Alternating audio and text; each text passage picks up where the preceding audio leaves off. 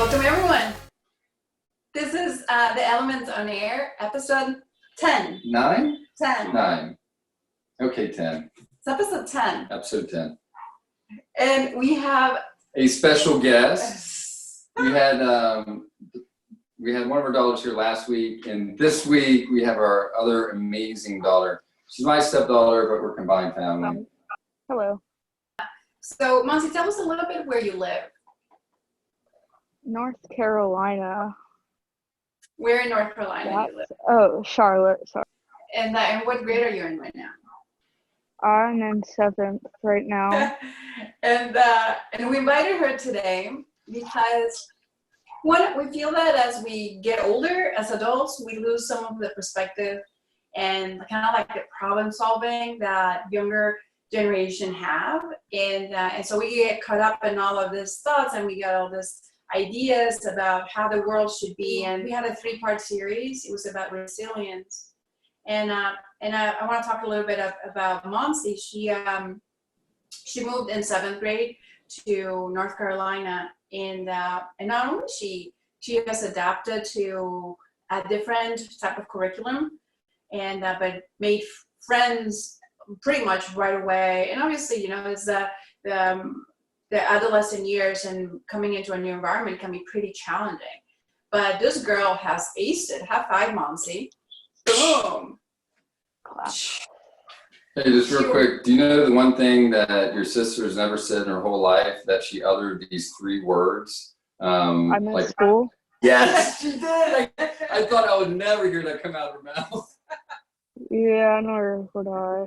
I talked to her for like half an hour yesterday. She said she got a letter from like her old neighbor that moved. I've never seen a letter that was like, it was like great penmanship, and it was like all fancy, and she gave her like a journal with like song suggestions and like notes to write, and I was like, wow, that took a lot of time and effort. A lot of effort. Even the like envelope was so pretty.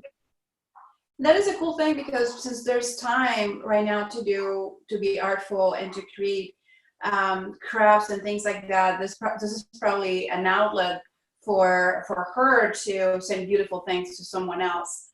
So this is like one of the things we want to talk about in this particular podcast is when we don't know how people experience this time in like the entire world, right? We're all in different places. Some people are sad, some people are thriving, some people, we don't know what experience people are having. Some people don't have any money, some people are okay. Everybody is in a different boat. Definitely. And so like onto that, I went to the food bank yesterday, I believe. Yeah, yesterday, and we just we had some like extra cans and like peanut butter and stuff that we were never gonna eat. It's not like expired or anything, but it's just been sitting there, and it's like we're never gonna eat any of this stuff.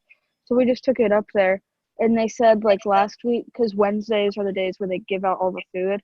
They said like the line is like all the way down like the road, because the church that the food bank is like where all the food's going. It's going to the church.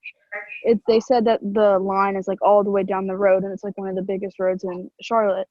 And so they said the line is like all the way down that road.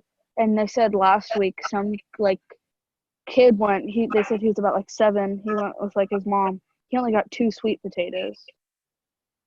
Oh wow! Way to go, buddy. So like they said that nobody's been like barely anybody's been donating. They said somebody donated like 300 masks, but all they've been getting is like medical supplies, and they need like more food because that's what everyone's really running low on. Yeah, as a studio and just as a family and stuff, we've been doing the same thing, and I think way to go by you to do that. Yeah, and if this brings lights to your communities, wherever you are, that just bring some food out to the banks. They extremely need, like you heard Montsi, there are a lot of people that are going hungry, and everybody needs a little bit of help. Right now, we all need help in some sort of way. Some emotionally, some need food, some need a friend to talk to. Yeah, it's also a good way to social with people, like to be social with people from a distance. Like yesterday when I went, so like my dad and Carmen's, their friends, she was my neighbor, but then she moved, and we're still really good friends. We met her at the food bank. We were 6 feet apart, don't worry, but like we saw her there, and we just kind of talked. Oh, that's Yeah. connection. It's really important this time. We're all separated and finding different ways to connect. I know personally, myself and all this stuff happened. It's like the studio changes, our classes fit online, and it's kind of like, where's my purpose? And everybody's in a different place. And then I was like, well, my purpose hasn't changed, and that's to help people and to make a positive impact on their lives in some way. And so like your mom and I, we put free classes online and free meditations. And I think that raises questions like, come back to whatever your purpose is in life and how it's going to work in this situation and how we can help others. Yeah. And not only do helping feels good, but when we see other people helping, it also incites a feeling of helping. So it's like the mirror neuron. How did you feel after you guys left yesterday?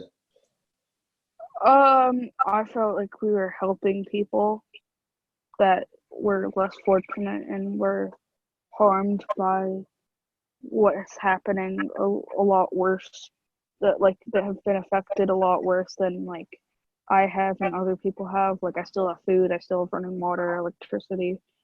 Like we're completely fine. It's like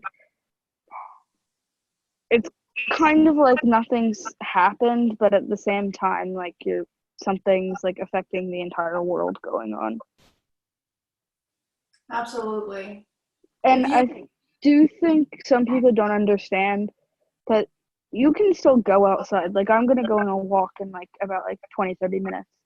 Like you can still, like, because people are like, I'm not leaving my house, I'm never gonna leave my house. Like that's a little far. Like go on a drive, like, but just stay 6 feet away from people, wear a mask when you're out walking. Montsi, when you were talking about earlier, your viewpoint on going to school and infecting somebody and they bring it home and then one of your family members and stuff, what do you think maybe we can do differently to make our society, our communities, and our stuff maybe better, more even, more balanced, or in our own lives? Be more cautious around people who are more at risk, like, and stay home unless essential. Another thing is what's going on right now is people are struggling to figure out what's considered an essential business rather than just a business and an essential business. What do you obviously think? Pharmacies, grocery stores, but like, yeah. I mean, I wouldn't go get nails done. No, definitely not. I know it's like the easiest way to transmit it because you're touching the other person. Like there was this clip going around, I think it was like going around Instagram. People, even this happened in North Carolina, but the clip I saw is in Michigan, I believe, in the capital. A bunch of people came out and protested, and they were like, we should be allowed to leave our house, everything. And it's like the people who, like, they were protesters, they blocked all the streets, and like 5 people died from trying to get to the hospital. And they were like, they interviewed some woman, and this woman was like, yeah, I need to go get my hair done. Look how terrible my hair looks. And it's like, no, people are dying. What about people's lives?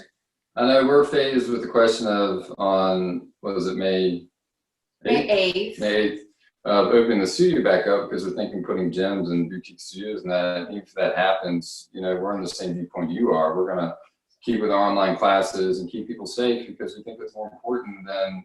And I think as we see the numbers change and then that we see the actual curve change and the incidences in the hospitals are decreased and that there's more actual testing for the general public, then we can make a better decision going from there. This is my opinion too. I think the testing doesn't work because you can get tested. Like my friend, she had a cold, but they didn't know she had a cold because they tested her for the flu. She didn't have the flu. And so they were like, okay, you could very likely have the coronavirus because it was all the symptoms as a flu and a cold. So she got tested for the coronavirus, her results didn't come back until a week later. You can very well likely get the coronavirus in those 5 days. Correct. Yeah. You Yes. could. It's just like those tests are extremely tough to get because you can get it back a day later. You can get it back a day later. You could very well have gotten the coronavirus in that 24 hours. So you're saying that Nice. we need better and more testing? Well, Immediate results. I think that they need to find a better way to get it to you quicker so you can see the results and plan ahead so it can come back in like less than 24 hours. They need to get it more efficient so you can get it back in less than 24 hours. I mean, you can obviously get it in a span of an hour, but you have a lesser chance if you get your results back quicker. So you knew beforehand you didn't have it. I totally agree. What would you tell somebody that's watching this right now how to encourage them to kind of stay positive? What would you tell them? I would definitely say don't overreact because that's definitely what you don't want to do. Like going to the store and buying 8 packs of toilet paper. Like that's just dumb. Some people need it, and like you have a bunch at home. Like I love that, Montsi. Don't overreact. and people are like going in crazy, and they're like, "Oh my gosh!" Like I said before, like, "Oh my gosh, I haven't left my house in like 3 weeks." Like you can still go outside. They're not saying don't go outside, but they're just saying stay away from people. Like if you can, like be 6 feet apart. Like if you're 2 people walking on the street, someone go on the grass or like someone go on the road or something. I think that's sound advice. I would also tell them that this situation is going to pass. That no matter how long people feel, how sad the situation may be for them, that there's help out there. There are people that are willing to help, and that you are not alone. And Yeah. if there aren't people helping, you can help. Exactly. Yes. So as Montsi said, don't overreact. You can still go outside. Just stay 6 feet apart. Mm-hmm. Help others. Help others. And wash your hands. And wash your hands. Oh, yeah, definitely wash your hands. I mean, that's kind of a given. If you don't wash your hands regularly, that's kind of... I know. It makes me realize before all of this pandemic happened, how often we were not washing our hands and how we were touching everything and the grocery stores and like. I always wash my hands 30 times a day. Nobody was doing that. Can you imagine? But this is another thing kind of relating to that. Like none of these businesses are getting so much more business than they ever have. Like I went to a Starbucks the other day because there's a drive-thru right by my house. So sometimes we go after we work out. Their drive-thru line was like off onto the road that comes off the intersection. Like can I throw something out there too? Yeah. If you do have the money, donate because like a bunch of people need it. Like, do you have a cause that you would donate to? The CDC, because they're the one who really need it most. All right. Well, and definitely, the like Feeding America and like No Kid Hungry, like all the food organizations, definitely any of those too. Well, our studio will make a donation on your behalf then. Yes, Montsi. Feeding America or No Kid Goes Hungry? No. Or CDC. Do CDC because they're the one who really need it most out of anyone. If you want to help out, we'll put a button down underneath this video, donate, and that goes into the girls' wish. We'll donate for a good cause. Yeah. Join us on Friday, 5:30, party class. Will you be there, Montsi? We get to dance at the end. Okay. I'll have to see. Wait, when is it? Thursday or Friday? Friday, 5:30. I can't because we're having a virtual school dance. How fun is that? Wow. Well, I think you'll have at least more you'll be fun dancing with your friends and yeah, with us. a bunch of yogis. I wouldn't want to embarrass you. I'm not gonna. Yes. We're also having a virtual talent show and virtual student council elections. Are you gonna be on the town? No. I think you should.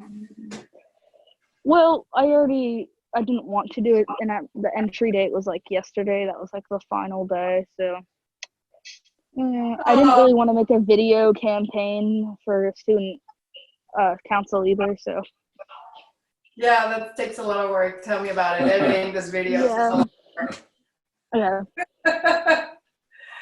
work. Thank you everyone for watching. Thank you, Montsi. Thank you, for Montsi, for taking being time here. and being with us, and all our peeps in the studio. They miss you. We miss you. Miss you too. Thanks for all your inspiration and kind words and viewpoints. Thank you. Yeah, we appreciate all of them. Mm-hmm. I love you, honey. Love you too. Bye. Bye, Moose. Bye.